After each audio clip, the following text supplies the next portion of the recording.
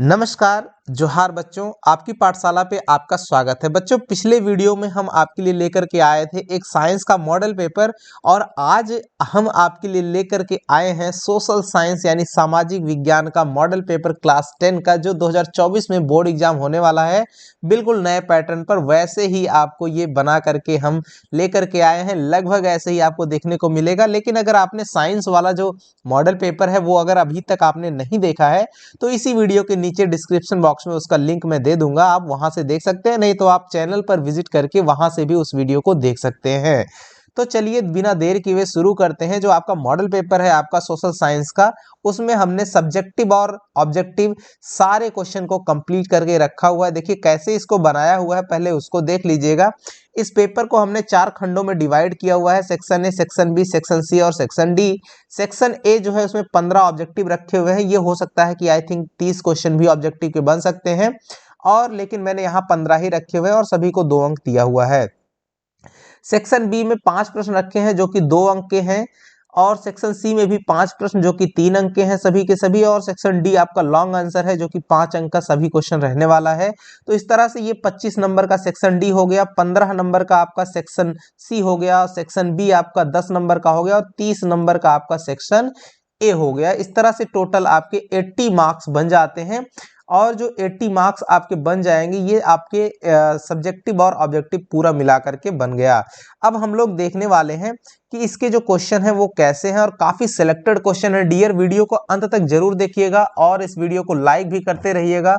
इससे मुझे मोटिवेशन प्राप्त होता रहता है, और आपके लिए हम ऐसे ही नए नए अच्छे अच्छे मॉडल पेपर लेकर के आएंगे। अगला जो मॉडल पेपर होगा आपको बताते चलें, वो आपका मैथमेटिक्स का रहने वाला है, जो कि एकदम सेम टू सेम इसी पैटर्न पर रहेगा। इसमें कंप्लीट ऑब्जेक्टिव सब्जेक्टिव मतलब किस तरह से बोर्ड आपके सामने एग्जाम में पेपर रखेगा, वैसे ही मैंने आपको ये बनाया हुआ है। बड़ी मेहनत लगती है डियर इसको बनाने में आपके लिए। अगर हम इतना कर रहे हैं तो थोड़ा सा आपका भी बनता है कि आप भी थोड़ा सा हमारे लिए कुछ करें। तो चलिए देखते हैं। सबसे पहला जो क्वेश्चन है वो है, 19वीं सदी के दौरान कौन सी ऐसी ताकत बनकर उभरा जिसने यूरोप के राजनीतिक और मानसिक जगत में भारी परिवर्तन ला दिया। राइट। तो 19वीं सदी के दौरान कौन ऐसी ताकत बनकर उभरा जिसने यूरोप के राजनीतिक और मानसिक जगत में भारी परिवर्तन ला दिया। तो वो जो चीज थी वो थी राष्ट्रवाद। राष्ट्रवाद क्या चीज होती है? अपने राष्ट्र के प्रति प्रेम, बस इतना समझ जाइए डियर। क्वेश्चन नंबर 2, फ्रांस में प्रथम विद्रोह कब हुआ था? ये आपको बताना है कि कब हुआ था। तो ये आंसर इसका सही होगा, जुलाई 1830 ईस्वी में फ्रांस का प्रथम विद्रोह हुआ था। अगला जो क्वेश्चन है ऑब्जेक्टिव डियर, काफी अच्छा क्वेश्चन है। ये देखिए, 1929 की आर्थिक मंदी के कारण जो दुनिया में ज्यादातर हिस्सों में निम्न में से किसकी भयानक गिरावट दर्ज की गई थी? राइट। तो जो 1929 की जो आर्थिक मंदी आई थी दुनिया में, उसमें ज्यादातर हिस्सों में किस चीज की भयानक गिरावट दर्ज की गई थी? तो उत्पादन में भी गिरावट आई थी, रोजगार में भी आई थी, आय और व्यापार में भी भयानक गिरावट आई थी। इसलिए हम लोग इसका सही आंसर लगाएंगे इनमें से सभी। तो इनमें से सभी इसका सही आंसर हो जाएगा। डियर, आप ही की डिमांड पे ये जो मॉडल पेपर है वो लाया गया है। आप ही में से किसी स्टूडेंट ने कमेंट करके कहा था सर कि हमारा सोशल साइंस का भी वीडियो कराइए, और किसी एक ने फिर कमेंट करके कहा हुआ है कि मैथ का भी कराइए। तो आपको मैथ का तो कराते ही हैं, साइंस का कराते ही हैं, और सोशल साइंस का भी आपके लिए लेकर के आए हैं। तो चलिए देखते हैं क्वेश्चन नंबर 4। देखिए क्या है, काफी सिलेक्टेड क्वेश्चन है डियर। बुनकरों को कच्ची कपास की समस्या का सामना क्यों करना पड़ा? ये क्वेश्चन है, बुनकरों को कच्ची कपास की समस्या का सामना क्यों करना पड़ा? क्योंकि जो कच्चे कपास का जो निर्यात है उसमें वृद्धि हो गई थी, जिस कारण से निर्यात का मतलब होता है कि जो बाहर चीजें भेजी जाती हैं उसको निर्यात बोलते हैं। तो कच्चा कपास जब बाहर भेजा जाने लगा तो बुनकर जो थे उनके लिए जो कच्चा कपास था उसकी समस्या उत्पन्न हो गई, उनकी कमी हो गई, जिस कारण से उनको समस्या का सामना करना पड़ा। तो आंसर क्या हो जाएगा? ऑप्शन नंबर ए सही हो जाएगा। क्वेश्चन नंबर 5 देखिए, 19वीं शताब्दी के दौरान ब्रिटेन में सर्वाधिक गतिशील उद्योग कौन से थे? तो 19वीं शताब्दी के दौरान जो है ब्रिटेन, यानी जिसे इंग्लैंड, यूके, यूनाइटेड किंगडम इन नामों से आज जानते हैं हम लोग, तो उस टाइम पर 19वीं शताब्दी में वहां पर सबसे गतिशील यानी सबसे ज्यादा तेज चलने वाला जो उद्योग था वो कौन सा था? तो आपको ये बताना है। तो इसका सही जो आंसर है वो है कपास और धातु, राइट। जो कपास और धातुएं थी उस समय पर इनसे निर्मित होने वाली चीजें ज्यादा बन रही थी, इसके उद्योग धंधे ज्यादा सर्वाधिक गतिशील थे। अगला क्वेश्चन है क्वेश्चन नंबर 6। समाप्यता का मतलब जो समाप्त होने वाले हैं। समाप्यता के आधार पर संसाधनों को दो भागों में बांटा जाता है, उनके नाम क्या है, राइट। तो एक जो खत्म हो जाते हैं यानी समाप्त हो जाते हैं, और एक जो समाप्त ना हो, बार बार यूज कर सके। तो जो समाप्त हो जाते हैं उनको अनवीकरणीय संसाधन बोलते हैं, और जो समाप्त हो जाते हैं उनको अनवीकरणीय, और जो समाप्त नहीं होते जिनको बार बार यूज कर सकते हैं उनको नवीकरणीय संसाधन। तो दो प्रकार के ये संसाधन के रूप में बांटा जाता है।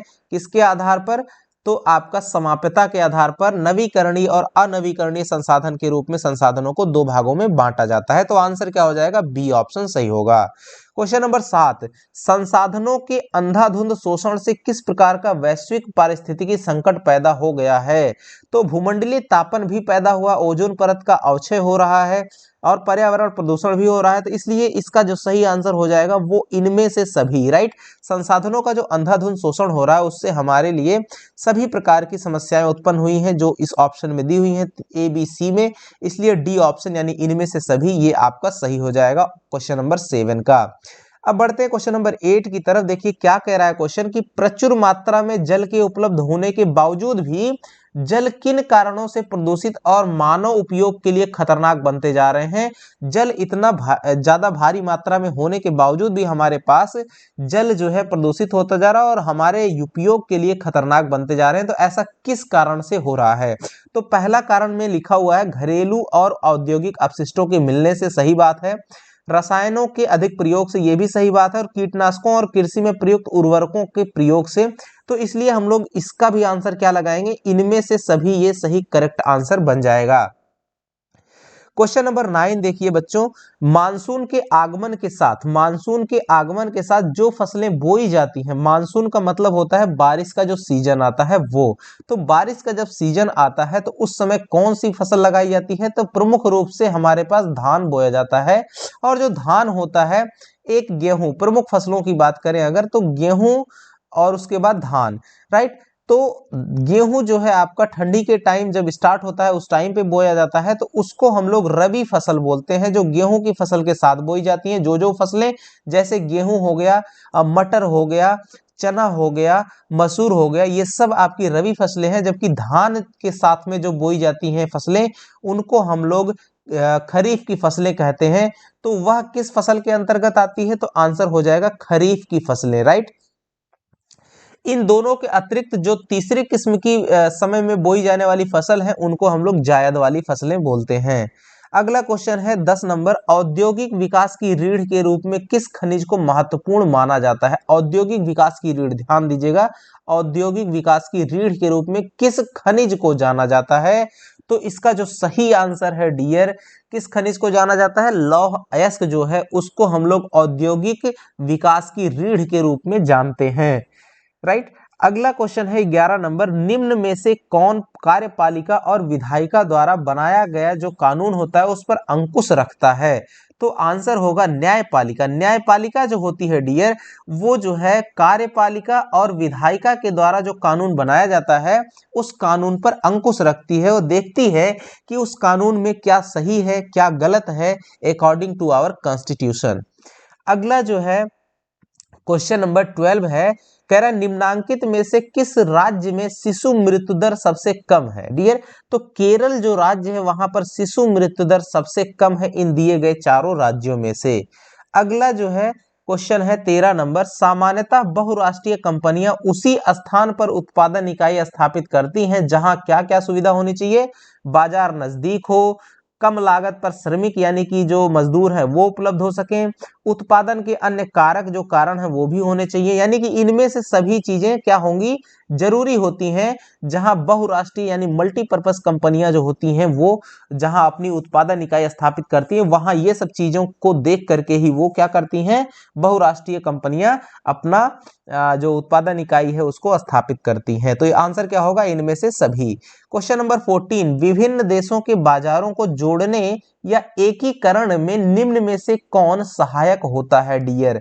तो ध्यान देना, बैंक, विदेशी व्यापार, उद्योग और कृषि, तो इनमें से जो है विभिन्न देशों के बाजारों को जोड़ने की बात कर रहा है। तो बाजारों को जोड़ने के लिए जो सबसे इंपॉर्टेंट होता है वो आपका क्या होता है, विदेशी व्यापार जो होता है वही सबसे महत्वपूर्ण कड़ी होती है। किसके लिए? बाजारों को जोड़ने के लिए, वो भी कैसे? अलग अलग देशों की बाजारों को जोड़ने के लिए, तो उसको हम लोग कहते हैं विदेशी व्यापार। तो सही आंसर हो जाएगा बी, विदेशी व्यापार।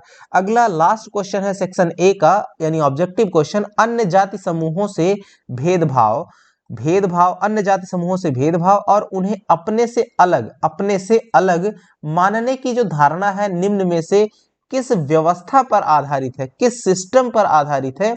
तो वो शासन व्यवस्था का पार्ट नहीं है, राजनीतिक व्यवस्था का भी हिस्सा नहीं है, ये है वर्ण व्यवस्था। राइट, किस व्यवस्था पर?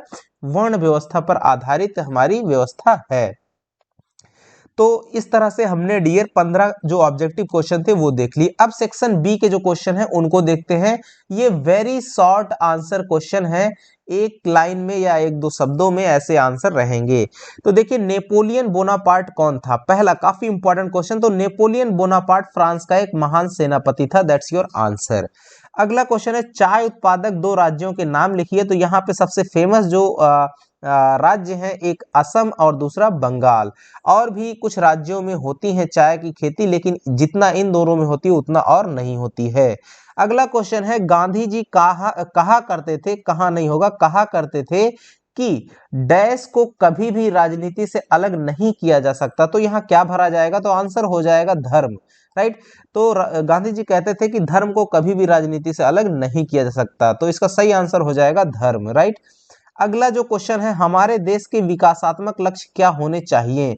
तो ये एक लाइन का आंसर है। देखिए क्या आंसर लिखा जाएगा, ऐसी परिस्थितियां उत्पन्न करना जो लोगों में अपनी प्रतिभा के अनुसार आर्थिक तथा सृजनात्मक जीवन जीने की क्षमता प्रदान करे। राइट, आर्थिक यानी इकोनॉमिकल एंड क्रिएटिव लाइफ जो है जीने की जो है कैपेसिटी प्रदान करे, ऐसी सिचुएशन हमको क्रिएट करनी चाहिए। तो हमारे देश का विकासात्मक लक्ष्य क्या होना चाहिए?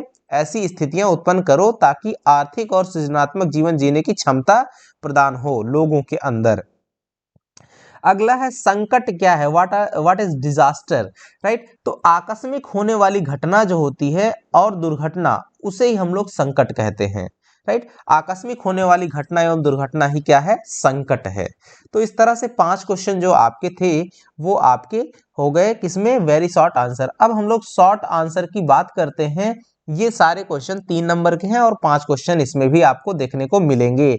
पहला क्वेश्चन है, सामाजिक विभाजन किस तरह से राजनीति को प्रभावित करते हैं? 2 उदाहरण देने हैं। राइट, सामाजिक विभाजन जो है वो राजनीति को कैसे इफेक्ट करते हैं? तो देखिए, सामाजिक विभाजनों के राजनीति को प्रभावित करने के 2 उदाहरण। पहला उदाहरण क्या है? राजनीतिक दल सामाजिक विभाजन की बात करते हैं, विभिन्न समुदायों से अलग अलग वायदे करते हैं, विभिन्न समुदायों को उचित प्रतिनिधित्व देने का प्रयास करते हैं और विभिन्न समुदायों की उचित मांगों और जरूरत को पूरा करने वाली नीतियां भी बनाती हैं। इससे जो है देखिए, जब समाज हमारा अलग अलग रूप, अलग अलग हिस्सों में विभाजित रहता है, तो जो राजनीतिक दल होते हैं वो उनको देख करके उन पे जो इम्पैक्ट पड़ता है वो क्या करते हैं? अलग अलग समुदायों से अलग अलग किस्म की बातें करते हैं, वादे करते हैं और अलग अलग प्रतिनिधित्व देने का प्रयास करते हैं अलग अलग समुदायों को, और उनकी उचित मांगों को, जरूरतों को पूरा करने वाली नीतियां भी बनाते हैं और अलग अलग समुदाय के अलग अलग सामाजिक समुदायों के लिए। दूसरा उदाहरण है कि अधिकांश देशों में, देखिए क्या है, अधिकांश देशों में सामाजिक विभाजन मतदान को प्रभावित करता है। जो वोटिंग होती है, सोशल डिवीजन, उसको भी प्रभावित करता है। समुदाय के लोग आमतौर पर किसी एक दल को दूसरे के मुकाबले ज्यादा पसंद करते हैं। कई बार तो कई देशों में ऐसी पार्टियां हैं जो सिर्फ एक ही समुदाय पर ध्यान देती हैं। तो इस तरह से जो सामाजिक विभाजन है राजनीति को प्रभावित करते हैं, इसके आपने 2 उदाहरण देख लिए। अब क्वेश्चन है, काफी इंपॉर्टेंट सा क्वेश्चन है, क्वेश्चन नंबर 22 की कॉर्न लॉ को समाप्त करने के बारे में ब्रिटिश सरकार का फैसले के जो प्रभावों की व्याख्या कीजिए। राइट, तो देखिए कॉर्न लॉ है क्या? तो सबसे पहले इसको हमको लिखना है, कैसे आंसर लिखना है वो भी आप देखते रहिए। एक चीज और आपको बता दें, जो ऑब्जेक्टिव क्वेश्चन आपने देखा लिखना कैसे है आंसर, जैसे आपको यहाँ पर जो भी ऑप्शन सही है, जैसे ए सही है तो ए में जो लिखा हुआ है उसको भी आपको लिखते चलना है, राइट, ऐसे करके लिखना होगा। आंसर है देखिए इसका कॉर्न लॉ। तो सबसे पहले लिखेंगे कॉर्न लॉ को बताते हुए चलेंगे। ब्रिटिश पार्लियामेंट ने 19वीं शताब्दी में जो कानून अपने भूस्वामियों के हितों की रक्षा के लिए पास किए थे, उन्हें ही क्या बोलते हैं, कॉर्न लॉ कहा जाता है। इस कानून के द्वारा विदेशों में खाद्य पदार्थों के आयात पर पाबंदी लगा दी गई। इस पाबंदी के परिणाम स्वरूप जब ब्रिटेन में खाद्य पदार्थों के मूल्य बढ़ने लगे तो लोगों में हाहाकार मच गया और विवश होकर सरकार को यह जो कानून है उसे हटाना पड़ा। इस कानून को हटाने के बहुत काफी महत्वपूर्ण प्रभाव पड़े। क्या क्या? पहला प्रभाव ये पड़ा कि पहले खाद्य सामग्री सस्ती हो गई, जिससे साधारण जनता को खूब लाभ हुआ, राइट। जब कानून हटाया गया तो उससे क्या हुआ, खाद्य सामग्री सस्ती हुई, जिससे जनता को खूब लाभ हुआ। दूसरा लाभ क्या हुआ कि जब बाहर से खाद्य पदार्थ सस्ते दामों में इंग्लैंड आने लगे तो वहां के जो भूस्वामी हैं वो बर्बाद हो गए। यानी जो लैंडलॉर्ड थे जिनके पास बहुत सारी जमीनें थी, अब वो बर्बाद हो गए, क्योंकि बाहर से सस्ते दामों में इंग्लैंड में क्या होने लगे, खाद्य पदार्थ आने लगे, तो लोगों तक पहुंचने लगा। तीसरा क्या है कि बहुत सी भूमि ऊसर हो गई, यानी कि अब वहां खेती नहीं हो रही और खेती करने वाले बहुत से किसान बेरोजगार हो गए। चौथा क्या कारण था कि ऐसे बहुत से ग्रामीण लोग नौकरी की तलाश में शहरों की ओर भागने लगे, जिससे शहरों की जो हालत है वो भी क्या हो गई, खराब हो गई डियर। तो ये सब महत्वपूर्ण प्रभाव पड़े कॉर्न लॉ को समाप्त करने के लिए, राइट। उसके प्रभावों की व्याख्या इस तरह से हमने लिखनी होगी। अगला क्वेश्चन है 23 नंबर, 3 उदाहरण देकर उपभोक्ता जागरूकता की जरूरत का वर्णन करना है। तो आंसर में देखिए 3 उदाहरण आपको। पहला एग्जाम्पल क्या है, कई बार दुकानदारों तथा व्यापारियों द्वारा गलत तौल, अधिक कीमत वसूलना, कालाबाजारी करना तथा गुणवत्ता का माल नहीं बेचा जाता है।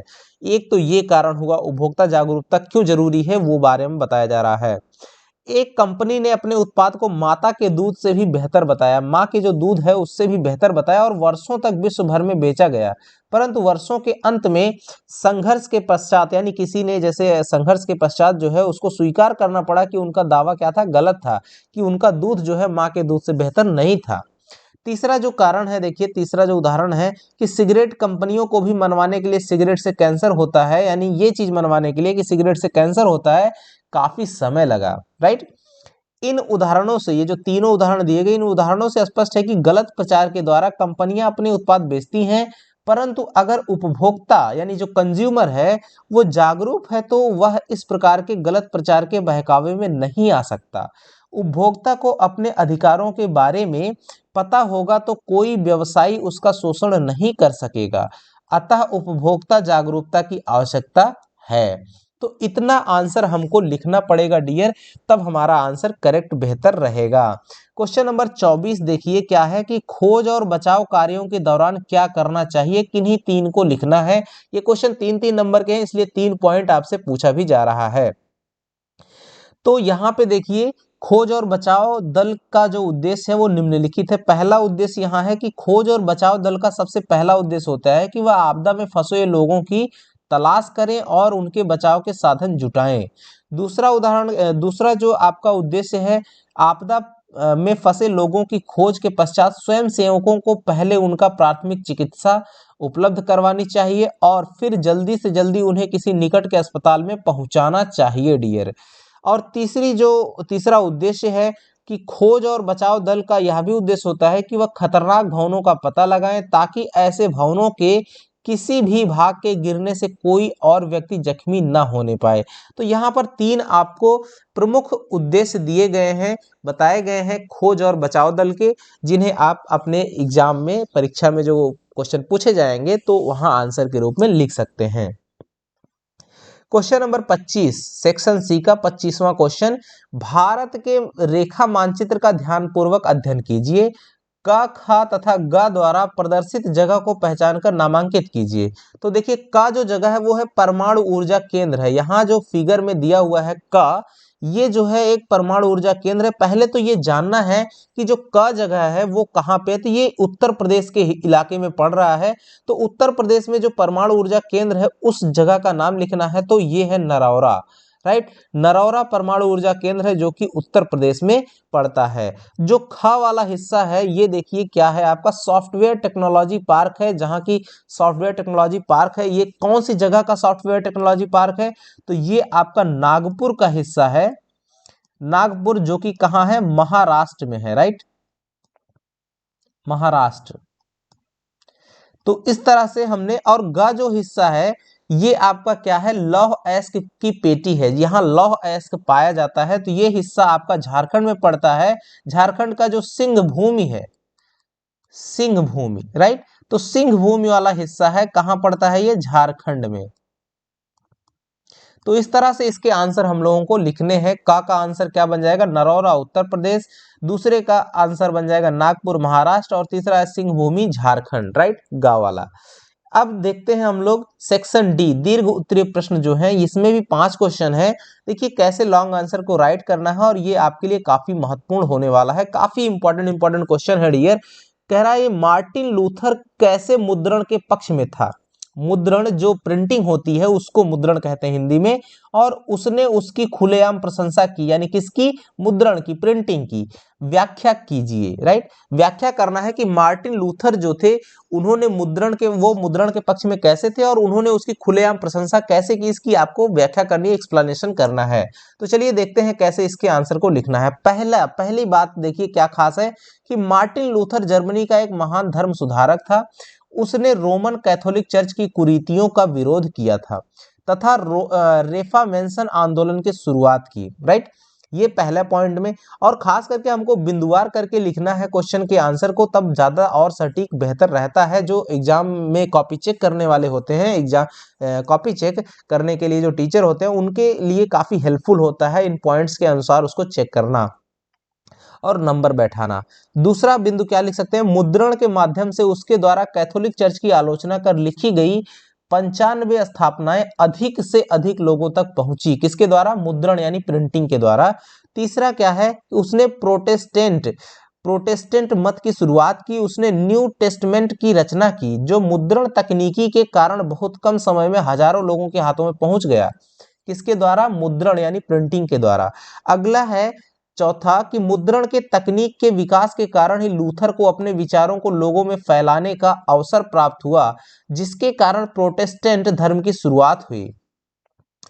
पांचवा जो कारण है वो है कि मार्टिन लूथर का मानना था कि मुद्रण ईश्वर की दी हुई महानतम देन है। मार्टिन लूथर ऐसा मानते थे कि मुद्रण जो है ईश्वर की दी हुई महानतम देन है और सबसे बड़ा तोहफा है। मुद्रण के प्रति लूथर कृतज्ञ था और उसने खुलेआम उसकी प्रशंसा की। तो इस तरह से हम इसको 5 बिंदुओं में करके ये आपका इसका आंसर दे पाए, राइट। अगला क्वेश्चन है, परिवहन तथा संचार के साधन किसी देश की जीवन रेखा, परिवहन तथा संचार के साधन किसी देश की जीवन रेखा तथा अर्थव्यवस्था क्यों कहे जाते हैं। काफी इंपॉर्टेंट क्वेश्चन है डियर, बहुत ही सिलेक्टेड क्वेश्चन है। तो देखिए यातायात के विभिन्न साधन जैसे सड़कें, रेल, नदी मार्ग, तटीय जलमार्ग, वायु मार्ग और संचार के साधन जैसे डाक, तार सेवाएं, टेलीविजन सेवाएं, राइट, सचमुच देश की जीवन रेखाएं कहलाती हैं। इसके मुख्य कारण क्या है, निम्नलिखित दिए गए हैं। पहला मुख्य कारण, संबंध बनाने के लिए परिवहन के साधन देश की जीवन रेखाएं हैं। यह देश के एक भाग से दूसरे भाग तक जोड़ते हैं तथा सभी स्थानों पर आवश्यक उत्पादों को पहुंचाने में सहायक होते हैं डियर। दूसरा जो हमारा कारण है वो है अर्थव्यवस्था का विकास में ये सहायक होते हैं। यह उद्योगों का कच्चा माल लाने तथा तैयार माल को रेलवे तथा सड़क द्वारा ढूंढने में सहायक होते हैं, राइट। तीसरा कारण है कि राष्ट्रीय तथा सांस्कृतिक एकता में भी भागीदारी निभाते हैं। भारत एक विशाल देश है। परिवहन जल विभिन्न जातियां विभिन्न रंगों, धर्म, भाषण और क्षेत्र के लोगों को एक दूसरे के निकट लाता है, राइट। तो विभिन्न जातियों के लोगों और विभिन्न रंगों, धर्म, भाषाई क्षेत्र के लोगों को एक दूसरे के निकट लाता है। प्रौद्योगिकी का अगला जो है चौथा यहाँ पार्ट हम लोग लिख सकते थे कि प्रौद्योगिकी का स्थानांतरण भी यह करता है, राइट। यह जो है बेहतर प्रौद्योगिकी के स्थानांतरण में एक देश से दूसरे देश तथा एक राज्य से दूसरे राज्य में ले जाने में मदद करता है। और जो अगला कारण है, बाजार से संबंध स्थापित करने में मददगार होता है। संचार के साधन व्यापारियों को अन्य व्यापारियों से संबंध बनाए रखने में मदद करते हैं तथा परिवहन के साधन आवश्यक उत्पाद प्रदान करते हैं। अगला जो कारण है, युद्ध के समय इन साधनों के महत्व को भुलाया नहीं जा सकता। उनके द्वारा सारा देश रक्षा सेवाओं की सहायता में कटिबद्ध हो जाता है और हथियारों, गोला बारूद तथा रसद पहुंचाने का काम आसान हो जाता है। राइट। तो इस तरह से हमने देखा कि जो परिवहन संचार के साधन हैं वो किसी देश की जीवन रेखा और अर्थव्यवस्था क्यों कहे जाते हैं। राइट। तो ये आंसर आपको ऐसे लिखना है। अगला क्वेश्चन है 28 नंबर, देखिए क्या कह रहा है, राजनीतिक दल के क्या कार्य हैं, किन्हीं 5 का वर्णन करना है। तो राजनीतिक दल के प्रमुख कार्य, पहला कार्य क्या है, चुनाव लड़ना। तो राजनीतिक दल के उम्मीदवारों का चयन दल के नेता द्वारा, सदस्यों द्वारा अथवा समर्थकों द्वारा होता है। प्रत्येक राजनीतिक दल चुनाव जीतना चाहता है ताकि सत्ता प्राप्त कर सके। वह जो है अपनी नीतियों को क्रियान्वित कर सके, ताकि सत्ता प्राप्त कर वहां क्या कर सके, वो अपनी नीतियों को क्रियान्वित यानी फंक्शनल कर सके, अपनी नीतियां जो है लागू कर सके। दूसरा क्या है, दूसरा जो आपका काम है वो है कि सरकारी नीति को दिशा निर्देश देना। विभिन्न राजनीतिक दल अपनी अपनी नीतियों और कार्यक्रमों को मतदाता के सामने रखते हैं। जनता इसमें से अपनी पसंद की नीतियां अथवा कार्यक्रमों को चुनती है। इससे सरकार को जनता की पसंद नापसंद के बारे में पता चलता है। तीसरा जो काम है, कानून निर्माण करना। राजनीतिक दल कानून निर्माण में महत्वपूर्ण भूमिका निभाते हैं। विधायिका में राजनीतिक दल के सदस्य होते हैं। कोई भी कानून विधायिका में ही तैयार होता है, जिसमें राजनीतिक दल के सदस्यों की महत्वपूर्ण भूमिका होती है। अगला जो काम है चौथा, सरकार का संचालन तथा नीतियों एवं कार्यक्रमों का संचालन करना। राइट। तो चुनाव में जिस राजनीतिक दल को सफलता मिलती है वह सरकार का निर्माण करता है तथा अपनी नीतियों एवं कार्यक्रमों को क्रियान्वित करता है। राइट। पांचवा जो काम है कि सरकार की आलोचना करना। सरकार की आलोचना भी करना जो है आपका राजनीतिक दलों का काम है। तो सरकार बनाने में असफल जो राजनीतिक दल होते हैं वो संसद में विपक्ष की भूमिका निभाते हैं और विपक्ष सरकारी नीतियों के माध्यम से सरकार की आलोचना भी करते हैं। तो इस तरह से आपने देखा जो 5 प्रमुख काम है सरकारी, जो 5 प्रमुख काम है आपके जो राजनीतिक दल हैं उनके, आपने देखे इस तरह से। ये इंपॉर्टेंट जो 5 काम है राजनीतिक दल के, वो आप इसको अपने आंसर में राइट कर सकते हैं। अब अंतिम क्वेश्चन इस पेपर का वो है 30 नंबर का, भारत सरकार द्वारा विदेशी व्यापार एवं विदेशी निवेश पर अवरोध लगाने के क्या कारण थे। इन अवरोधों को सरकार क्यों हटाना चाहती थी। 2 क्वेश्चन इसमें पूछ रहा है कि भारत सरकार द्वारा विदेशी व्यापार एवं विदेशी निवेश पर अवरोध लगाने के क्या कारण थे। शुरू में लगाए गए और बाद में इनको हटाए गए। राइट। तो वही पूछ रहा है कि शुरू में वो लगाने के क्या कारण थे और बाद में इनको इन अवरोधों को सरकार हटाना क्यों चाहती थी, इसका क्या कारण है। तो देखिए, भारत सरकार द्वारा विदेशी व्यापार एवं विदेशी निवेश पर भारतीय सरकार द्वारा अवरोधक लगाए जाने के जो कारण वो निम्नलिखित हैं। पहला क्या कारण है, ऐसा इसलिए किया गया ताकि विदेशी स्पर्धा से देश के उत्पादकों को संरक्षण प्राप्त किया जा सके, उनको बचाया जा सके। दूसरा कारण ये था कि प्रतिस्पर्धा से भारत के नव उदित उद्योग ठप पड़ सकते थे, इस वजह से उनको क्या किया गया, उस पर रोक लगाई गई, अवरोध लगाए गए।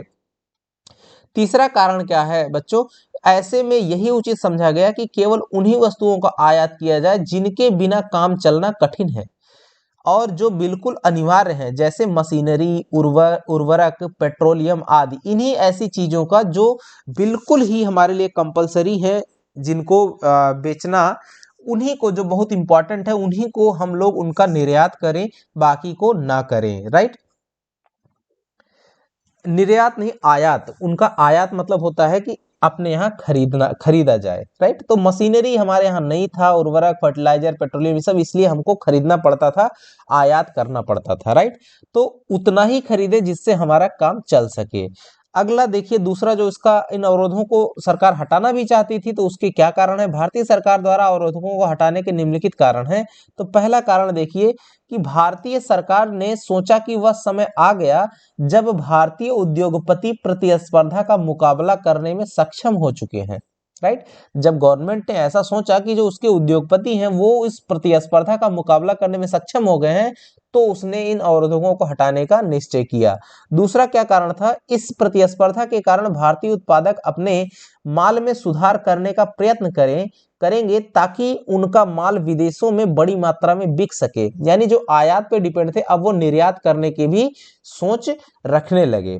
तीसरा जो कारण रहा ये कि एक स्वच्छ प्रतिस्पर्धा चीजों की गुणवत्ता बढ़ाने में बड़ी सहायक सिद्ध होगी, ऐसा गवर्नमेंट ने सोचा।